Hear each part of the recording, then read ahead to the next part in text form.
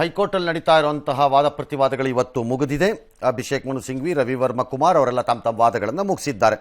ಎಲ್ಲರದ್ದು ಸೇಮ್, CMಗೂ ಇದಕ್ಕೂ ಸಂಬಂಧ ಇಲ್ಲ, ಅವ್ರ ವಿರುದ್ಧ ಪ್ರಾಸಿಕ್ಯೂಷನ್ ಕೊಟ್ಟಿದ್ದಾರೆ, ರಾಜ್ಯಪಾಲರ ಕಾನೂನು ವಿರುದ್ಧವಾಗಿ ಮಾಡಿದ್ದಾರೆ, ಅವಿರಳ ಸಂದರ್ಭದಲ್ಲಿ ಮಾಡಬೇಕಾಗಿತ್ತವರು, ದೂರಿಲ್ಲ ಇದಕ್ಕೆ, ಹಾಗಾಗಿ ಅದು ಬರಲ್ಲ, ಅಧಿಕಾರಿಗಳ ಸುಯಿಂದ ಏನಾದ್ರು ಮಾಡಿಬಿಟ್ಟಿರ್ಬೋದು, ಇವ್ರನ್ನ ಹೊಣೆ ಮಾಡಬಾರ್ದು ನೀವು ಅಂತ ಡ್ಯಾಶ್ ಡ್ಯಾಶ್ ಡ್ಯಾಶ್. ಅದಕ್ಕೆ ವಿರುದ್ಧವಾಗಿ ಯಾರೋ ಒಬ್ಬರು ವಾದ ಮಾಡಿದವರು, ಇದು ಹೆಂಗಿದೆ ಅಂತಂದರೆ ಚಿಂತಾಮಣಿನಲ್ಲಿ ಜಮೀನು ಕಳ್ಕೊಂಡ್ರೆ ಬೆಂಗಳೂರಿನ ಸದಾಶಿವನಗರದಲ್ಲಿ ನಿವೇಶನ ಕೊಟ್ಟಂಗಿದೆ ಅಂತ ಅವ್ರದ್ದು ವಾದ. ಅವ್ರ ಮೇಲೆ ತನಿಖೆ ಬೇಕು ಅಂತ ಅವರು ಒಬ್ಬರ ಮೇಲೊಬ್ಬರು.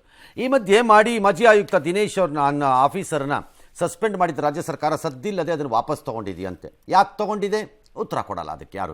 ಅದು ಕೋರ್ಟ್ ಮೂಲಕನೇ ಯಾಕೆ ಮಾಡ್ತು ಹೇಳಲ್ಲ ಅದನ್ನು ಯಾರಿಗೂ. ಕತ್ತೆ ಕಾಯಕ್ಕೆ ಮಾಡಿದ್ರ ಹಂಗಾರೆ? ಯಾವ ಮಣುತಿನಕ್ಕೆ ಆಫೀಸರ್ ಮಾಡಿದವ್ರು ಯಾರು? ಏನು ನಿಮ್ಮ ಇಷ್ಟ ಬಂದಂಗೆ ಮಾಡೋಕ್ಕೆ ಇದೇನಿದೆ ಸರ್ಕಸ್ಸಾ ಸರ್ಕಾರ ಅಂತಂದರೆ? ಬೆಳಗ್ಗೆ ಒಂದು ಆರ್ಡ್ರ್ ಹಾಕ್ತೀನಿ, ಮಧ್ಯಾಹ್ನ ಒಂದು ಆರ್ಡ್ರ್ ಹಾಕ್ತೀನಿ, ಆರ್ಡ್ರ್ ಹಾಕಿದ್ದವ್ರು ಸಸ್ಪೆಂಡ್ ಮಾಡಿ ಹಂಗಾರೆ ಏನಕ್ಕೆ ಮಾಡಿದ್ರಿ, ಪಾಸ್ ಮಾಡಿದ್ರಿ ಆರ್ಡ್ರನ್ನ? ಅದು ಡೀಟೇಲ್ಡ್ ಆರ್ಡ್ರನ್ನ. ಭಾಳ ಸರಳ. ಉಲ್ಲಂಘನೆಗಳಾಗಿವೆ ಎಂಬುದು ಅಲ್ಲಿ ರೆಕಾರ್ಡ್ ಆಗಿದೆ. ಭಾಳ ಸರಳ.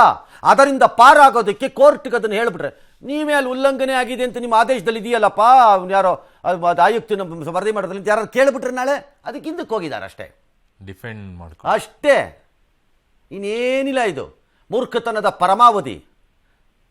ಹಾಗಿದ್ರೆ ಯಾರು ಜವಾಬ್ದಾರ ಅಲ್ವಾ ಸರ್? ಯಾಕಲ್ಲ, ಯಾಕೆ ಜವಾಬ್ದಾರಿ ಅಲ್ಲ? ಕತೆ ಕಾಯ್ತಾ ಇದ್ರಂತ ಕೇಳಲೇಬೇಕು. ಆರ್ಡರ್ ಮಾಡೋವಾಗ ಮಣ್ಣು ತಿಂತಿದ್ರಾ?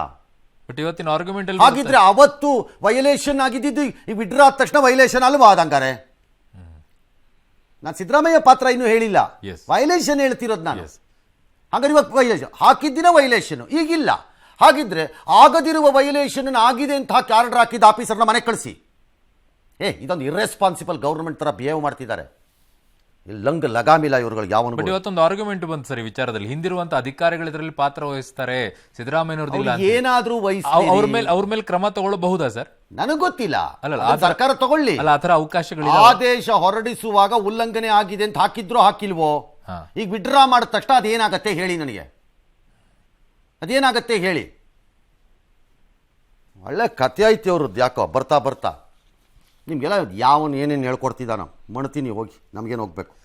ಇನ್ನು ರಾಜ್ಯ ಬಿಜೆಪಿಯಲ್ಲಿ ನಡೆದಿದ್ದ ಆಂತರಿಕ ಸಂಘರ್ಷಕ್ಕೆ ಬ್ರೇಕ್ ಹಾಕೋಕೆ ಸಂಘ ಪರಿವಾರ ಈಗ ಮುಂದಾಗಿದೆ. ಇವತ್ತು ಬಿಜೆಪಿ 2 ಗುಂಪುಗಳ ನಾಯಕರನ್ನು ಕರೆಸಿಬಿಟ್ಟು ಸಭೆಯೆಲ್ಲ ಮಾಡಿದಾರಂತೆ, ಕ್ಲಾಸ್ ತಗೊಂಡಿದ್ದಾರಂತೆ, ಒಗ್ಗಟ್ಟಿನ ಪಾಠ ಎಲ್ಲ ಮಾಡಿದ್ದಾರೆ, ಎಲ್ಲರ ಅಭಿಪ್ರಾಯ ಅಹವಾಲು ಆಲಿಸಿದ್ದಾರೆ, ಭಿನ್ನಮತ ಒಗ್ಗಟ್ಟಿನ ಕೊರತೆಗೆಲ್ಲ ಸಮಾಧಾನ ಮಾಡಿದಾರಂತೆ. ವಿಜಯೇಂದ್ರ ಕೆಲವು ನಡೆಗಳನ್ನು ಆಕ್ಷೇಪ ಮಾಡಿದಾರಂತೆ.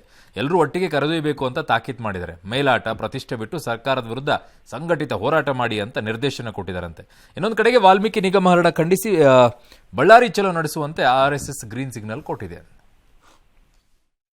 ಪೊಲಿಟಿಕಲ್ ವಿಷಯದ ಬಗ್ಗೆ ಚರ್ಚೆ ಆಗಿಲ್ಲ, ಒಟ್ಟು ಸಂಘಟನಾತ್ಮಕ ವಿಷಯಗಳು. ಆನಂತರ ಇನ್ನೂ ಹೆಚ್ಚು ನಾವೆಲ್ಲರೂ ಒಟ್ಟಾಗಿ ಕೆಲಸವನ್ನು ಮಾಡಿ ರಾಜಕೀಯ ಹೋರಾಟವನ್ನು ಮಾಡಲಿಕ್ಕೆ ಸಂಘಟನೆಯನ್ನು ಗಟ್ಟಿಗೊಳಿಸೋದು ಮಾತ್ರ ಚರ್ಚೆ ಆಗಿದೆ. ಯಾವುದೇ ಪಾರ್ಟಿಯಲ್ಲಿ ಒಂದಿಷ್ಟು ಸಣ್ಣ ಪುಟ್ಟದಾದಂಥ ಭಿನ್ನಾಭಿಪ್ರಾಯಗಳು ಅಥವಾ ಅಭಿಪ್ರಾಯ ಭೇದಗಳು ಇರ್ತಾವೆ. ಅವುಗಳನ್ನೆಲ್ಲವನ್ನು ನಾವು ನಿಷ್ಠಾವಂತ ಭಾರತೀಯ ಜನತಾ ಪಾರ್ಟಿ ಪಕ್ಷದ ನಿರ್ಣಯಕ್ಕೆ ನಾವು ಎಲ್ಲರೂ ಬದ್ಧ ಆಗಬೇಕು, ತಿಳಿವಾಗಬೇಕು, ಎಲ್ಲರೂ ಕೂಡಿ ಹೋಗ್ಬೇಕಾಗ್ತದೆ. ಪಕ್ಷ ಹೇಳಿದ್ಮೇಲೆ ಹೋಗ್ಬೇಕು, ಎಲ್ಲರೂ ಕೂಡಿ ನಿರ್ಣಯ ಮಾಡ್ತೀವಿ.